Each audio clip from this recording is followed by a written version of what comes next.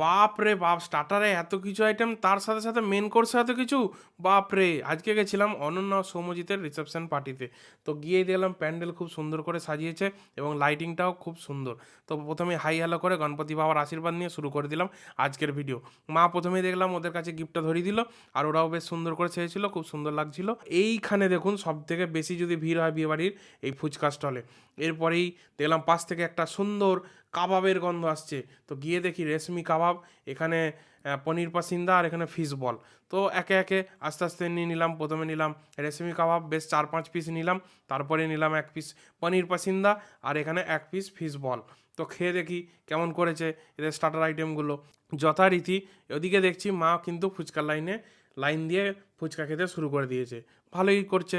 তো আমি আমার কাজ করি, আমিও একটু ছিঁড়ে খাড়ে অপারেশন করে একটু দেখি।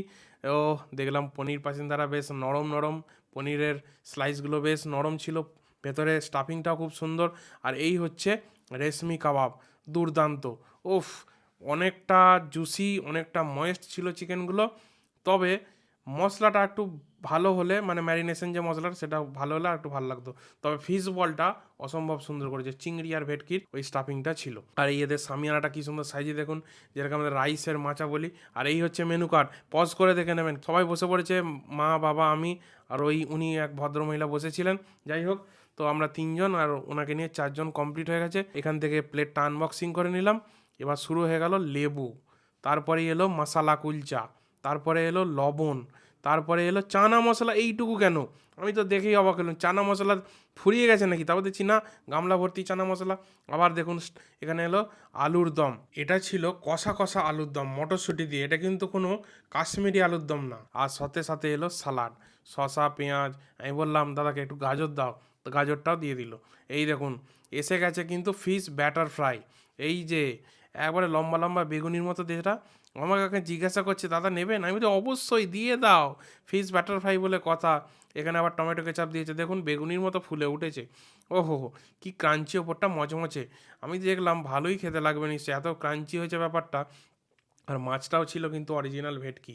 তো একটু খেয়ে দেখি চলুন। এই যে খেয়ে নিলাম, একদম সুন্দরভাবে মচমচে ভেজেছে, আর ভেতরটা সেই মাছের একটা গন্ধ, অসাধারণ করেছে কিন্তু এই ফিশ ব্যাটার ফ্রাইটা। আমি আর 1 পিসও নিয়েছিলাম, অসাধারণ বানিয়েছে কিন্তু। তো এই হচ্ছে সালাডটাও মাঝখানে একটু কামড়ে কুমড়ে খেয়ে নিলাম। শসা, পেঁয়াজ, গাজর সবই ভালো লাগে আমার। এরপরে চলে এলাম মশালা কুলচাতে। মশালা কুলচার দেখুন স্টাফিংটা একটু আপনাদের ছিঁড়ে দেখাই। এই যে ভরপুর স্টাফিং, এই চানা মশলা দিয়ে একটু খেয়ে নিলাম। চানা মশলাটা খুব দুর্দান্ত করেছিল। মশালা কুলচাটা এত সুন্দর সফট ছিল যে কি বলবো আপনাদের, এটা ছাড়তেই পারছিল না। ভাবলাম বেশি খাবো না, বাট আলুর দমটাও দিয়েছে 2 পিস। এই দেখুন, আলুর দম দিয়ে একটা তো খেতেই হবে, ট্রাই করতেই হবে। আলুর দমটাও বেশ অসাধারণ করেছিল। তো মাঝখানে দেখলাম 1 রাউন্ড আমাদের বাসন্তী পোলাও কিন্তু সার্ভ হয়ে গেল। আমার প্লেট তখনও খালি হয়নি। আমি বললাম দাদা একটু ঘুরে আসো, তারপর নেবো। তো আমি আলুটা একটু টিপে টাপে ফাটিয়ে খেলাম। তো তারপরেই এসেছিল মটন। মটনটাকে কি ফেরত পাঠানো যায় বলুন? পোলাও নিয়ে নি তো কী হয়েছে, মাটনটা নেবো। মাটন 3-4 বার রিপিট করা যায়। এই দেখুন একদম মাটনটা, ওফ, জাস্ট সেদ্ধর লেভেলটা দেখুন, অসাধারণ সেদ্ধ হয়েছে। আর নুন মশলার ব্যালেন্সটা কেমন হয়েছে সেটা একটু দেখতে হবে আপনাদের, অবশ্যই বলবো। আমি আগে দেখছিলাম টিপে নেড়ে কতটা সেদ্ধ হয়েছে, ভালো সেদ্ধ হয়েছে, টেস্ট অসাধারণ। এরপরে চলে এলো প্লেট ভর্তি করে বাসন্তী পোলাও। আমি বললাম দাদা অল্পই দাও, প্রথমে কেমন হয়েছে দেখি, তারপরে নেক্সট টাইম ভালো লাগলে অবশ্যই নেবো।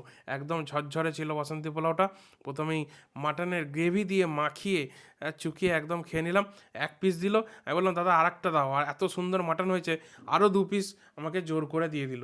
তো চলুন খেতেই থাকি, আর আপনাদের রিভিউ দেবো অবশ্যই। তো মাটনের পিসগুলো এত সুন্দর সাকিউলেন্ট ছিল, কি বলবো, জাস্ট অসাধারণ খেতে। নুন মশলার ব্যালেন্স পারফেক্ট। তো আমি ভাবলাম যে পোলাওটা বেশি খাবো, পেটটা ভরে গেছে, নাল্লির হাড় কিন্তু ফুটো ভাই, ভেতর থেকে মালকড়ি বেরিয়ে গেছে। এরপরেই খেতে খেতেই আমি আর্ধেক আর খেতে পারলাম না, চলে এলো ফ্রুট চাটনি, রসগোল্লা, পাঁপড়। এই যে এবার পাঁপড় দিয়ে আমার ফ্রুট চাটনিটা, এটা কিন্তু বেশ অনেক রকম ফল দিয়ে যে ফ্রুট চাটনিটা হয় সেটা কাঁচা কাঁচা, আমার এটা বিয়েবাড়িতে সেরা লাগে। আর রসগোল্লার রস চিপে আমি কিন্তু খাই, প্রতিটা বিয়েবাড়িতে আপনারা দেখেছেন, রস সমেত খাই না। তার সাথে সাথেই চলে এলো নলেন গুড়ের ভাপা সন্দেশ, এইটাও আমার একটা সেরা আইটেম লাগে বিয়েবাড়িতে। তো খেলাম, অসাধারণ ছিল কিন্তু এই নলেন গুড়ের ভাপা সন্দেশটা, পিওর নলেন গুড়ের ফ্লেভার। খাওয়া দাওয়ার পরেই চলে এলাম পান কাউন্টারে। এখানে দাদা একদম লাইভ পান বানাচ্ছিল, এক কাকা আর এক দাদা। যাই হোক, বললাম হাবিজাবি বেশি দিও না, অল্প করে একটু সুপারি দিয়ে আর এই গুলকান দিয়ে আমাকে দিয়ে দাও। তো গুলকান আর সুপারি দিয়ে পানটা খেয়ে নিলাম। আর এই ছোট্ট বোনটা দেখুন, এ কিন্তু ঠান্ডা খেতে ছাড়বে না, কিছু খাক আর নাই খাক।